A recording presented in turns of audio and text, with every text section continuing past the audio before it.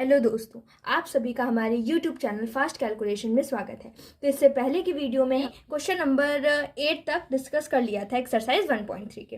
तो आज के इस वीडियो में हम एक्सरसाइज 1.3 के क्वेश्चन नंबर 9 को डिस्कस करेंगे और ये इस एक्सरसाइज का लास्ट क्वेश्चन है। तो चलिए बिना किसी देरी के अपने इस वीडियो को स्टार्ट करते हैं। तो हमारे क्वेश्चन नंबर 9 में दिया गया है कौन कौन सी संख्याएं परिमेय हैं और कौन कौन सी संख्याएं अपरिमेय हैं। तो पहला क्वेश्चन दिया गया है √23। तो √23 संख्या परिमेय है अपरिमेय। तो हमें पता है परिमेय संख्या जिन्हें हम P/Q के रूप में लिख सकते हैं और अपरिमेय संख्या जिन्हें हम P/Q के रूप में नहीं लिख सकते हैं। दूसरा कि जैसे मान लीजिए अगर जिन संख्याओं को हम रूट के बाहर नहीं निकाल सकते हैं वो हमारी क्या होती हैं, अपरिमेय संख्याएं होती हैं। तो इन्हें √23 को हम रूट के बाहर नहीं निकाल सकते हैं ना, तो क्या हो जाएगा, यह एक अपरिमेय संख्या हो जाएगी। अपरिमेय संख्या हो जाएगी कि नहीं हो जाएगी। चलिए अपने नेक्स्ट क्वेश्चन को सॉल्व करते हैं। क्वेश्चन नंबर 2 में दिया गया है √225। तो 225 को क्या हम रूट के बाहर निकाल सकते हैं। चलिए चेक कर लेते हैं। 225 को एलसीएम लेंगे तो क्या हो जाएगा हमारा, 3 7 ज़ा 21, 3 5 ज़ा 15, 3 2 ज़ा 6, 3 5 ज़ा 15, 5 5 ज़ा 25, 5 यानी √225 को हम क्या लिख सकते हैं, 3 × 3 × 5 × 5। हमें पता है रूट के अंदर जो भी संख्याएं दो होती हैं, 2 बार होती हैं, वो रूट के बाहर क्या हो जाती हैं, 1 बार आती हैं। तो ये हो गया हमारा।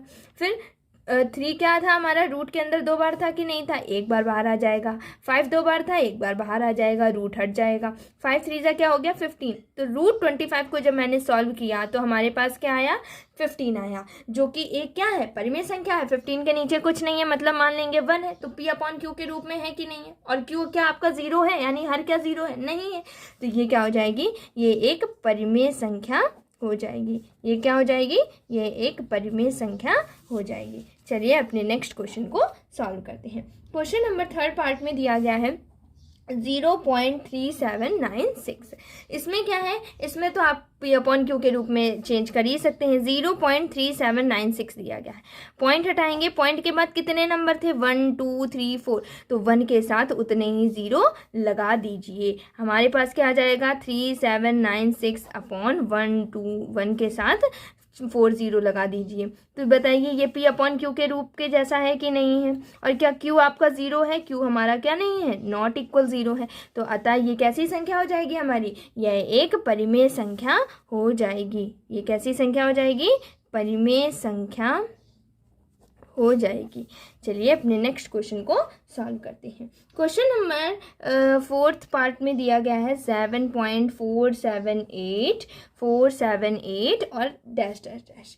तो बताइए क्या इसे आप P/Q के रूप में लिख सकते हैं। अगर आप कहें कि हाँ पॉइंट हटाइए, 0 नीचे हम 0 बढ़ाते हैं, तो देखिए आपके पास संख्या है 478 और डैश डैश लगा है। अगर आप पॉइंट हटाएंगे तो 1 के साथ कितने 0 लगाएंगे, क्या आपको पता है कि ये कब तक आएगा आपका, 1 2 3 4 5 6 आगे भी तो होगा कि नहीं होगा।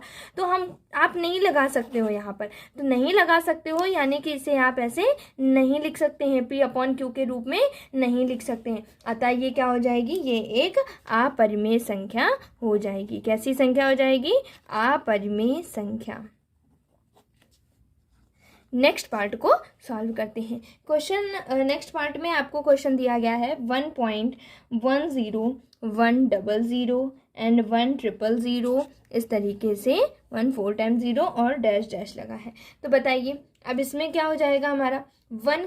अब इसमें भी आप P/Q के रूप में नहीं बदल सकते, क्योंकि पहले 1 0 बढ़ रहा है, फिर उसके बाद 2 0 बढ़ रहे हैं, फिर 3 0, फिर 4 0। अब हमें नहीं पता है कि आगे कितने और 0 बढ़ेंगे, तो नहीं पता है, तो इन्हें हम P/Q के रूप में नहीं लिख सकते हैं। अतः ये भी कैसी हो जाएगी संख्या, यह एक अपरिमेय संख्या हो जाएगी। कैसी संख्या हो जाएगी, अपरिमेय संख्या हो जाएगी। तो ये हमारे इसके पार्ट्स थे जिन्हें हमने आसान भाषा में समझ लिया कि अगर कोई संख्या परिमेय है तो वो क्यों है, अपरिमेय है तो वो अपरिमेय क्यों है। तो आशा करती हूँ कि आपको क्वेश्चन नंबर 9 आसान भाषा में समझ में आ गया होगा। फिर भी अगर आपको इससे रिलेटेड कोई भी डाउट है तो आप अपने डाउट को हमसे कमेंट सेक्शन में पूछ सकते हैं। अगर आपको ये वीडियो अच्छा लगा हो तो आप हमारे चैनल फास्ट कैलकुलेशन को लाइक करें, शेयर करें और सब्सक्राइब करें, और बेल आइकन दबाना ना भूलें, ताकि आगे आने वाले सारे नोटिफिकेशन नोटिफिकेशन सबसे पहले आप तक पहुंच सके। Thank you for watching this video.